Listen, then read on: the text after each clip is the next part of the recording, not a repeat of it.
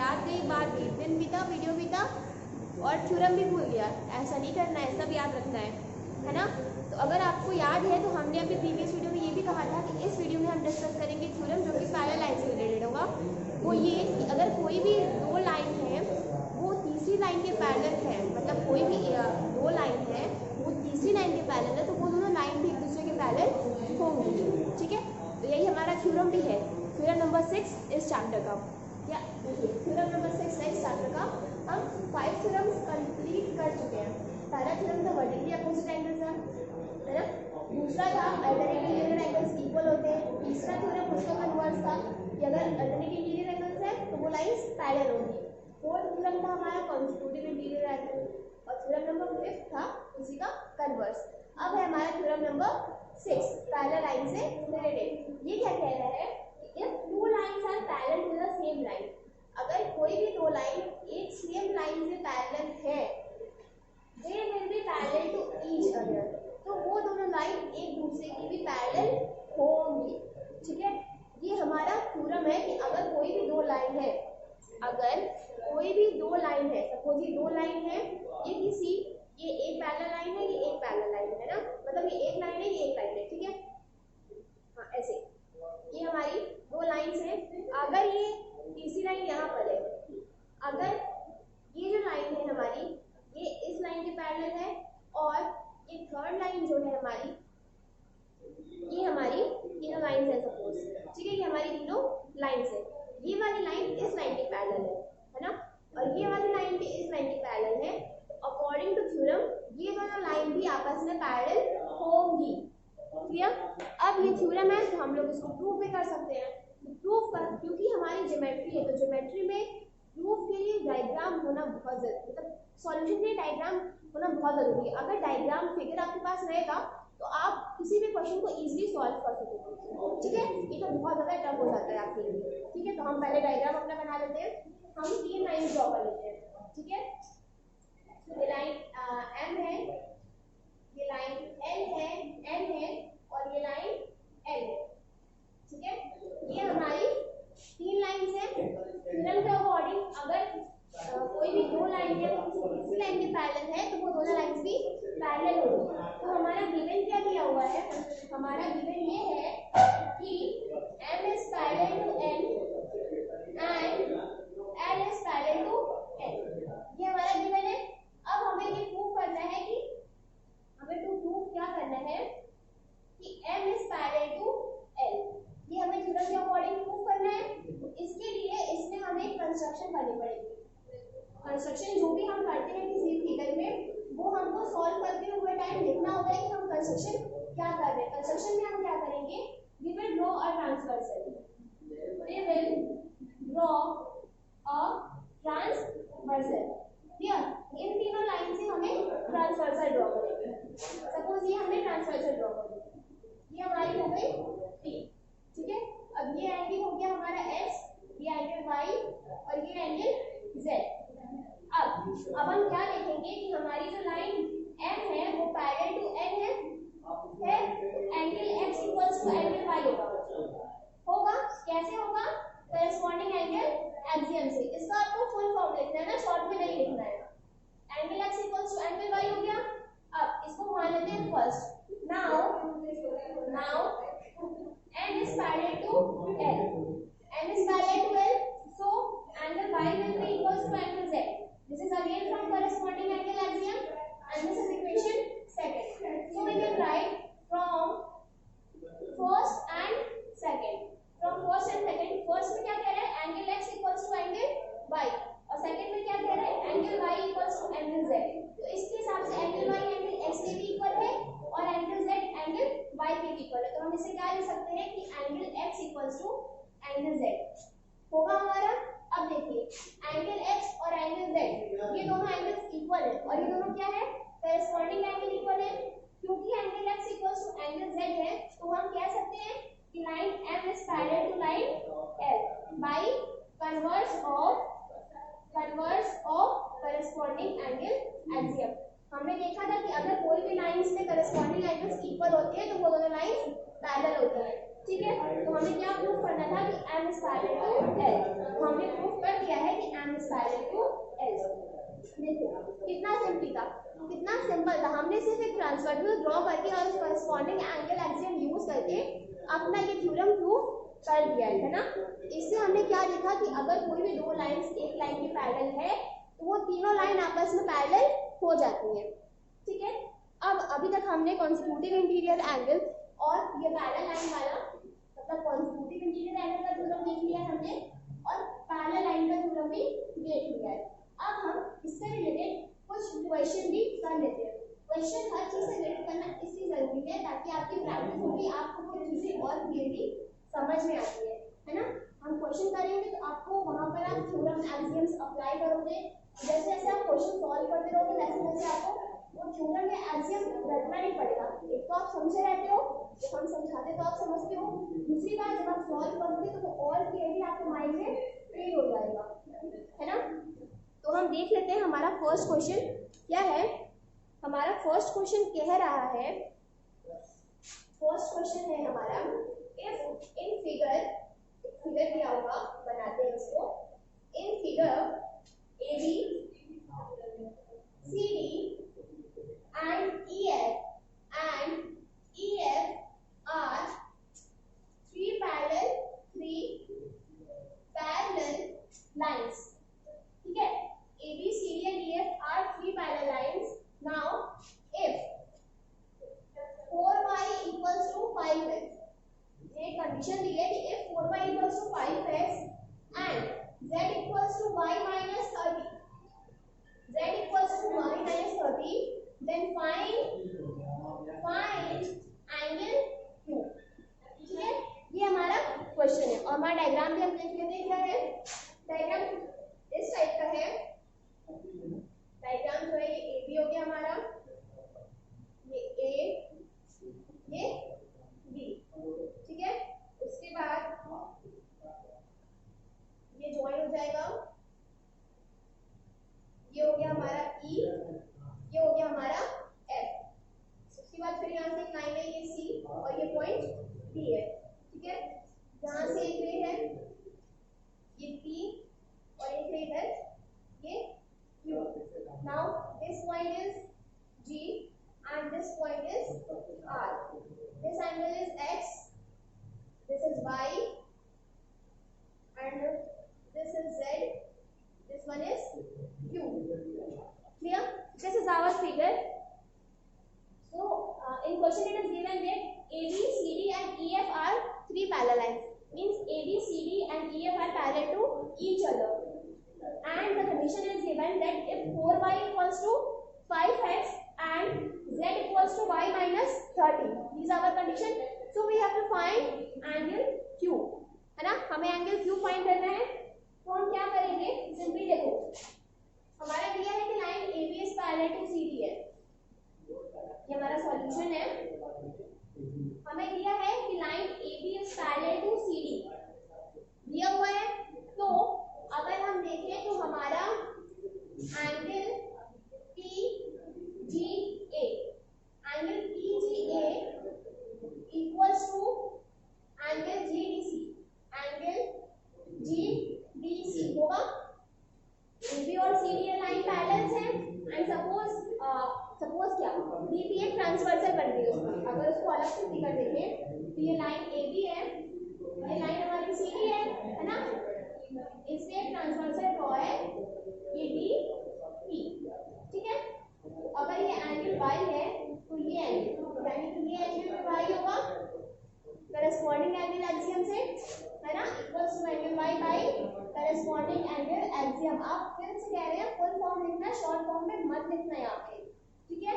तो हमने क्या लिखा कि हमारा angle PGA equals to angle GDC equals to angle Y। अब हमारा angle PGA equals to angle Y आ गया है, ठीक है। नाउ अगर हम कहते हैं कि AB is a line, AB is a line and GP is ray on it, GP is a ray on it। इससे हम क्या कह सकते हैं, इससे हम कह पाएंगे कि angle X plus angle Y 180 degree होगा हमारा, लीनियर पेयर से होगा, है ना। Any doubts? चलो इतना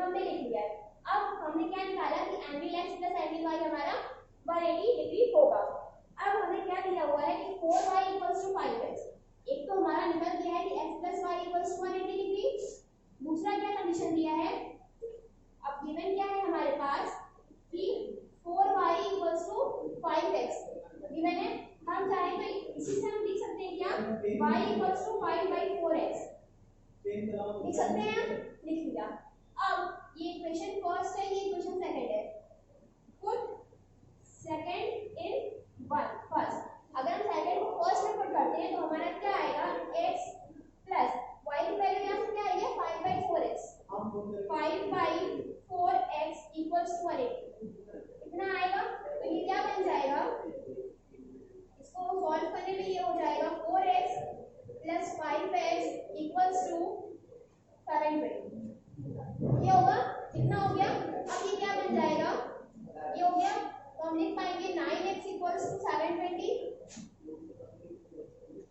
हो जाएगा। अब ये कितना जाएगा, x इक्वल्स टू कितना हो जाएगा 720/9, x आ रहा है 720/9,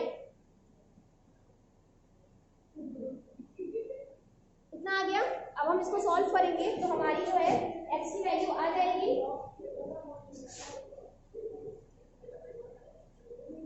80, है ना। x की वैल्यू हमारी 80 आ गई। x की वैल्यू हमको मिल गया है कि x इक्वल्स टू 80, यानी कि एंगल x इक्वल्स टू 80, है ना। ये हमें पता चल गया है, लेकिन हमें फाइंड क्या करना था, q फाइंड करना है। तो q फाइंड करना है, q फाइंड करना है, उसके लिए अगर हमें z मिल जाता है तो हम इजीली फाइंड कर पाएंगे। तो देखो कैसे, क्योंकि अगर हम EF को एक 9 और DR को ट्रांसवर्सल कहते हैं तो angle z plus angle q 180 degree होगा लीनियर पेयर से, है ना।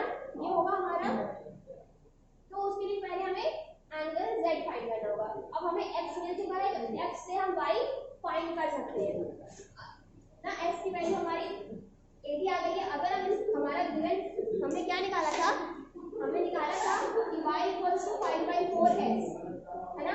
इसमें हम x की वैल्यू पुट कर देंगे तो 5/4 × 80 ये कितना हो जाएगा 100। एंगल y कितना आ गया 100। अब हमारा ये दिया हुआ है कि z equals to y minus 30, z equals to y minus 30 हमें गिवन है। y की वैल्यू हमें पता है 100, यहाँ से आई है तो हम सिंपली कर सकते हैं z equals to 100 minus 30, angle z कितना हो जाएगा 70 डिग्री हो गया। अब एंगल z हमारा 70 डिग्री हो गया है। Now angle z plus angle q equals to 180 degree होगा, फिर से लीनियर पेयर से होगा।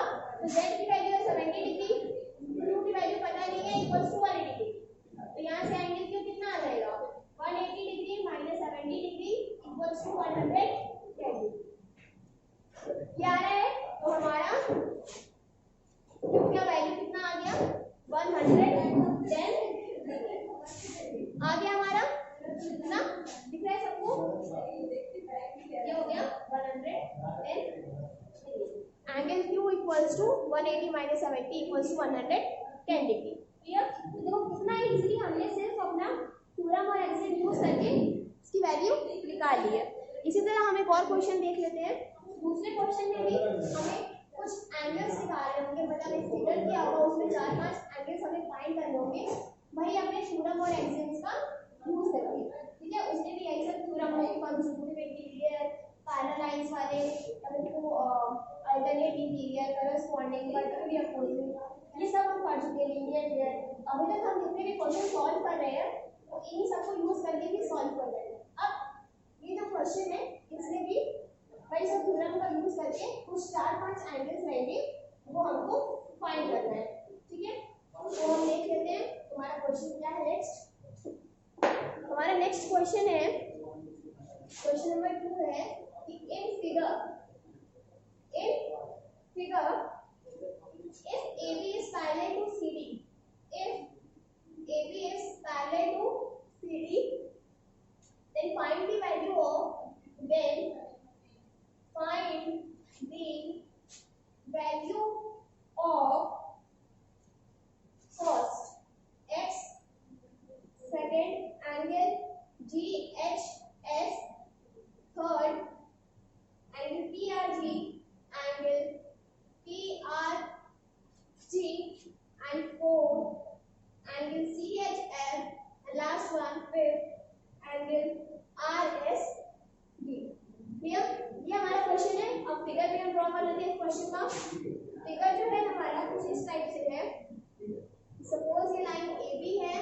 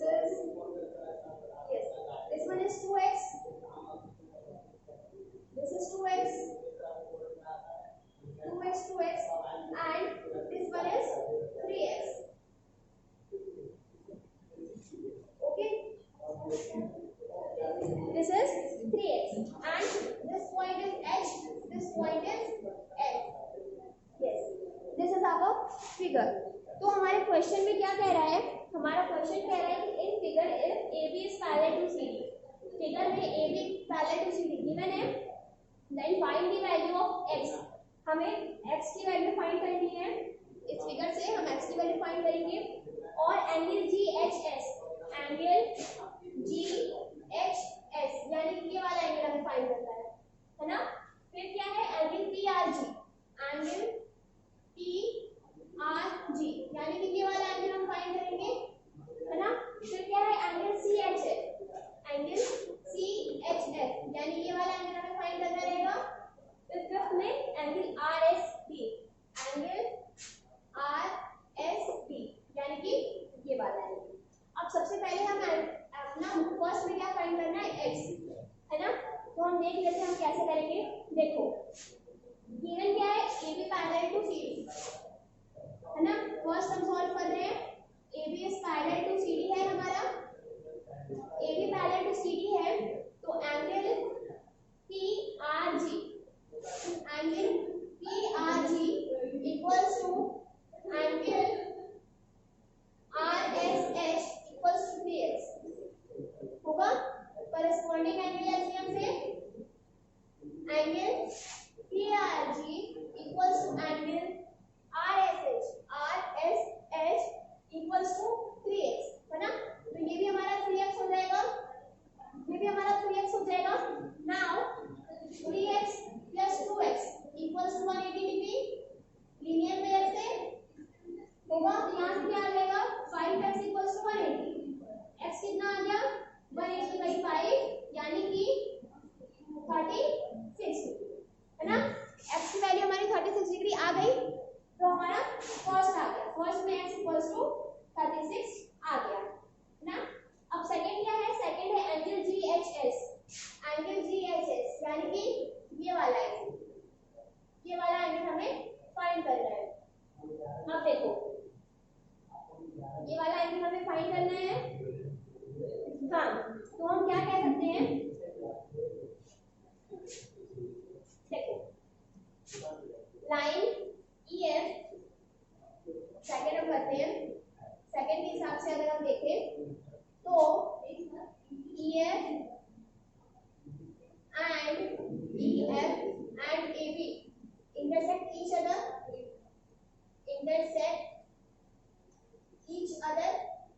कर रहा है एट G पे, तो angle EGA equals to angle RGH होगा।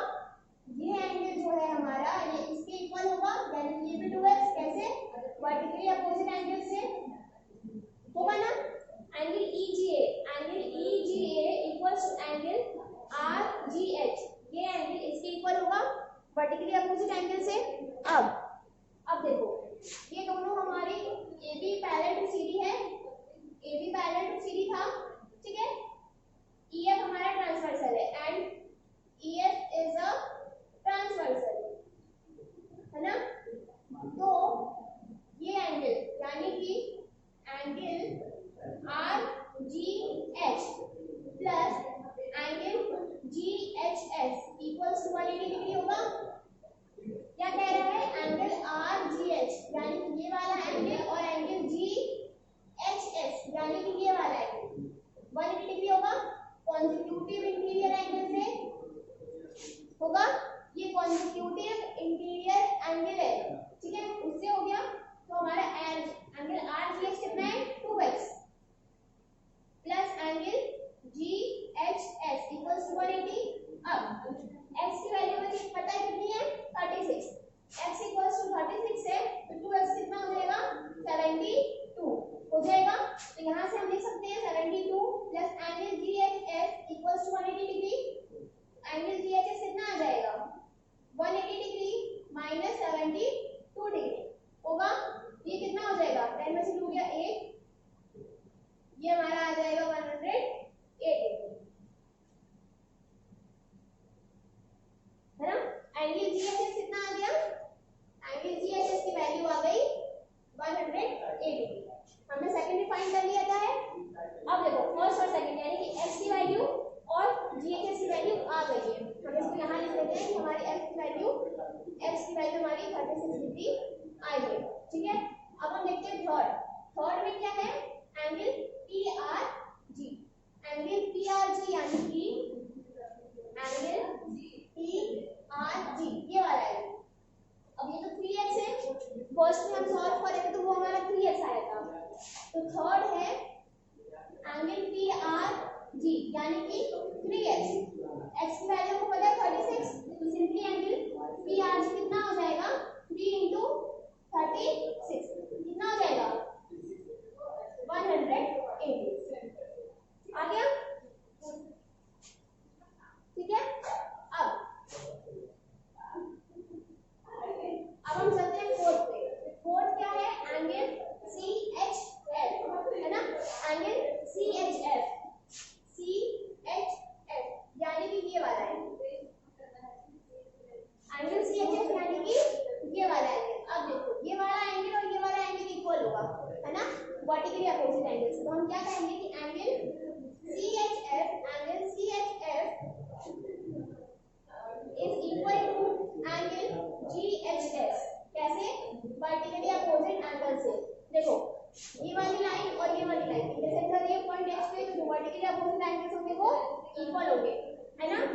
एंगल GHS कितना दिया है, 3x, यानी कि angle CHF equals to 3x equals to 108 आ गया। सॉरी, ये हमारा 3x नहीं है, 3x से ये वाला पार्ट है ना, यहाँ पे मिस्टेक हो गई है। ये एंगल GHS की वैल्यू यहाँ से हमने कितनी निकाली है, 180 निकाली है।